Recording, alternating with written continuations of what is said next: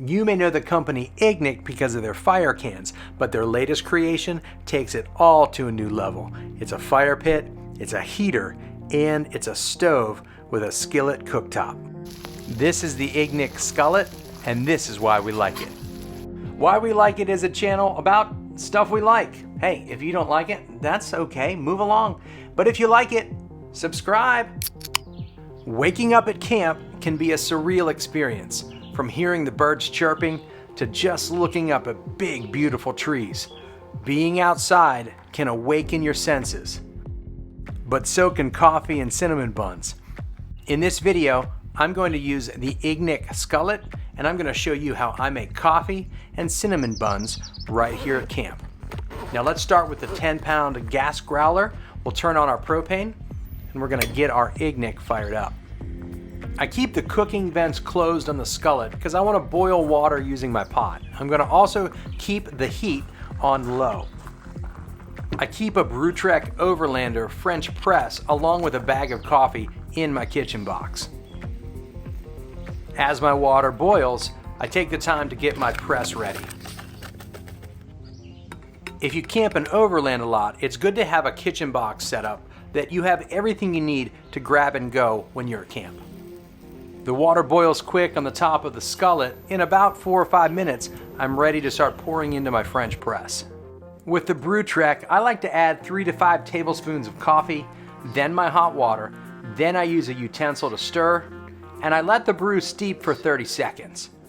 So as the coffee brews, let's get the skillet set up for those cinnamon buns. Flame control when cooking on a skillet is important, so here you can see I turn the flame down to a lower setting. Then I use the removable handle and I open up the cooking vents. IGNIK did a great job with design and function. On the bottom of the skillet, there's a circle ridge that aligns perfectly with the cooking vents to keep it stable on top of the skillet. Let's get back to the caffeine. You want to press a French press slowly so the plunger goes down through the coffee grounds and gives you the perfect flavored cup of coffee. I'm using the Pillsbury Grand's cinnamon rolls today for our cinnamon buns. I always keep some extra tin foil in my kitchen box, and all we need is 1 sheet. Now, the cinnamon rolls come pre-cut, but I like to use a sharp knife so I get a good precise cut for each roll. Finally, I roll the edges of the tin foil to make a makeshift pan before I put it on a cooktop. For us to cook our cinnamon buns, we are actually going to steam them with boiling water. So I use an 8.5-inch cooling rack, and I put our tin foil makeshift pan right on top.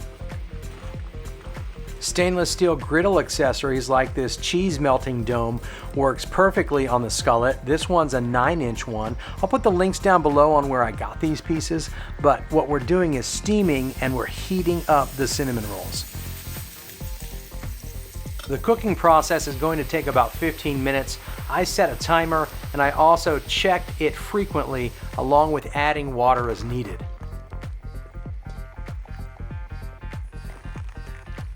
These are cooked perfect, nice and spongy, soft, cooked all the way through, cakey. These are going to be delicious, but there's one more trick I want to show you. Because my skillet is still hot, I put some oil on top, I roll it around, and I'm going to quickly, in just a few seconds, put the cinnamon buns back on top of the griddle, move them around, and just get the bottom a dark golden brown.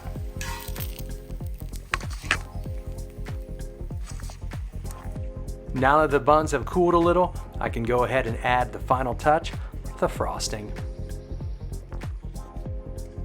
These may be the best cinnamon rolls I've ever had in my entire life. Soft, cakey, but also a nice golden brown on the bottom. Skillet, you make a winner of a breakfast.